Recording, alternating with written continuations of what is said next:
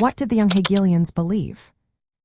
Have you ever wondered how a group of thinkers in 19th century Germany could shape ideas that still influence us today? The Young Hegelians were a fascinating group who took inspiration from the philosopher Georg Wilhelm Friedrich Hegel. They were not just students of Hegel. They actively interpreted and applied his ideas to the pressing social and political issues of their time. This group believed in the power of change and progress. They thought that society could and should be transformed through reason and critique. Many young Hegelians were atheists, viewing religion as a barrier to human freedom and progress. They argued that traditional religious and political structures needed to be questioned and reformed.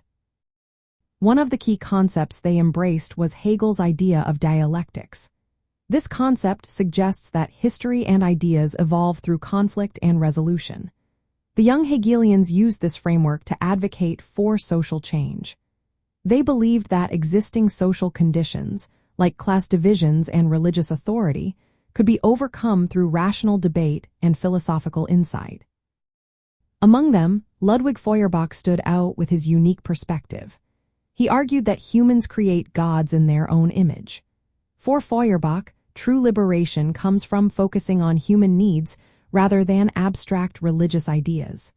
This shift in focus was significant for the development of early socialist and communist thought. Karl Marx was initially part of this group. He took the ideas of the young Hegelians and combined them with a focus on material conditions and class struggle. While the young Hegelians often debated abstract concepts, Marx believed that real change required practical action by the working class.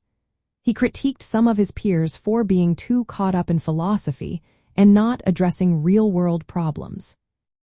From a communist viewpoint, the young Hegelians served as a bridge between Hegel's philosophy and the development of Marxist theory.